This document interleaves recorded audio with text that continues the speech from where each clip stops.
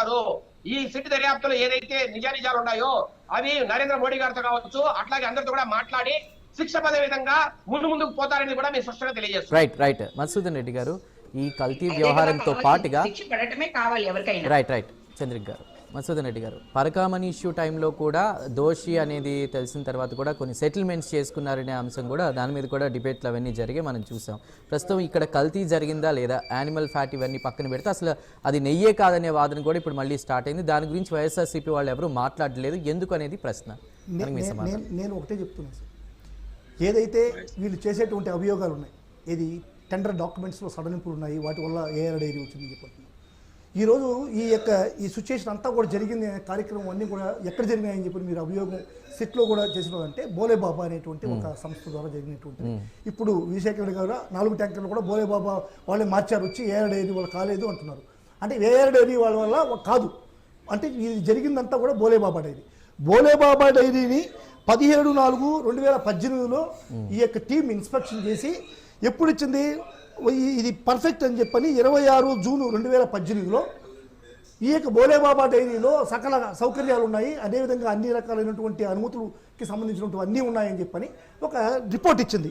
ఎంత procurement report ఇచ్చిందంటే 1,33,500 లీటర్లు ఒక రోజుకి ఇది పాలు కలెక్ట్ చేస్తుంది అనేటువంటి రిపోర్ట్ని ఈ యొక్క టీటీడీ మినిట్స్లో ఏదైతే ఉన్నాయో 2018లో చంద్రబాబు నాయుడు గారి హయాంలో ఉన్నటువంటి ప్రభుత్వం ఇచ్చింది. అంటే 1,33,500 లీటర్లు పర్ డే అనేటువంటి తప్పుడు రిపోర్ట్ ఇచ్చింది చంద్రబాబు నాయుడు గారి ప్రభుత్వం. ఇది నేను చెప్పింది కదా సార్, సిట్ ఇచ్చిన నివేదికలో పేజ్ నంబర్ 60 ఒక ప్రక్రియ.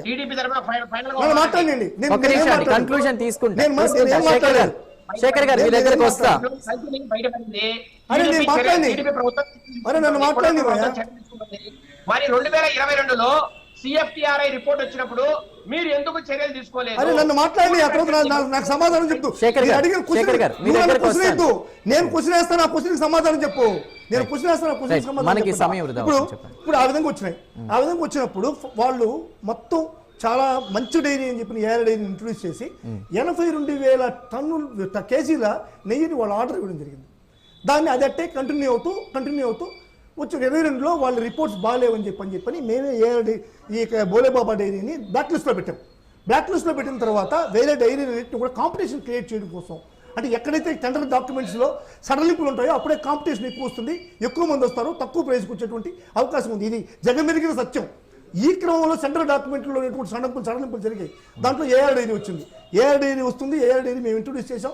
ఆ తర్వాత 6 నెలలకు ఒకసారి ఈ ప్రొక్యూర్మెంట్ టెండర్ జరిగేటువంటిది ఆనవాయితీ టీటీడీలో. Only 6 months once. మేము టెండర్కి పిలిచినప్పుడు ఎలక్షన్స్ వచ్చేసాయి. ఎలక్షన్స్ వచ్చిన తర్వాత చంద్రబాబు నాయుడు గారు సీఎం అయిన తర్వాత మాత్రమే ఏఆర్ డైరీని తీసుకొచ్చి ఫస్ట్ లోటు 8 లోట్లు తీసుకొచ్చింది.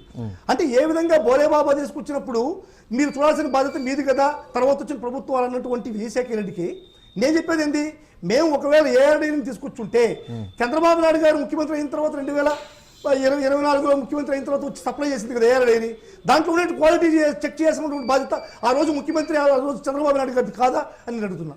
ఇంకొకటి నేను క్వశ్చన్ చేస్తున్నాను సార్, ఈ ఏఆర్ డైరీ సప్లై చేసినటువంటి 4 ట్యాంకర్లు నోట్ చేసుకోండి. శేఖర్ గారు ప్లీజ్ నోట్ చేసుకోండి. నన్ను మాట్లాడండి. ఒకటే క్వశ్చన్ వేస్తున్నాను. ఇప్పుడు ఒకటే క్వశ్చన్ వేస్తున్నాను సార్, ఏఆర్ డైరీలో సప్లై చేసినటువంటి 8 ట్యాంకర్లు 4 ట్యాంకర్లు బాగున్నాయని తీసుకుంది కదా, మిగతా 4 సార్ నన్ను మాట్లాడండి సార్ ప్లీజ్. అరే నన్ను మాట్లాడండి, నా క్వశ్చన్కి సమాధానం చెప్పు. నన్ను మాట్లాడండి, నా క్వశ్చన్కి సమాధానం చెప్పండి.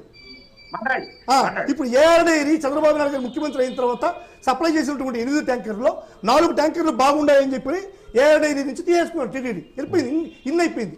మిగతా 4 ట్యాంకర్లు మాత్రమే జూన్ 12, జూన్ 16 తేదీలో స్పెసిఫిక్ వాళ్ళ శాంపిల్స్ కలెక్ట్ చేసి వీటిని టెస్ట్ ల్యాబ్కి పంపించడం జరిగింది. అంటే ఈ 4 ట్యాంకర్లు రిజెక్ట్ చేశారు.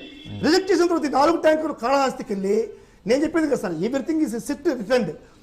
కాళహస్తికి వెళ్ళి 40 రోజులు కాళహస్తిలో ఈ 4 ట్యాంకర్లు మళ్ళీ ఎందుకు చేశారు? అది వారి ప్రశ్న అండి శేఖర్ గారు, దానికి మీ సమాధానం. 4 ట్యాంకర్లు మళ్ళీ ఎందుకు మీరు అడిగారు. శేఖర్ గారు రూపాయికారి ఓకే శేఖర్ గారు, దానికి మీ సమాధానం ఏదైతే చంద్రబాబు నాయుడు గారు అభ్యాసం చేస్తున్నారో వినాలి. ఏఆర్ డైరీ నుంచి 4 ట్యాంకర్లు వచ్చి టీటీడీ దగ్గర రిజెక్ట్ అయ్యాయి ఎందుకు?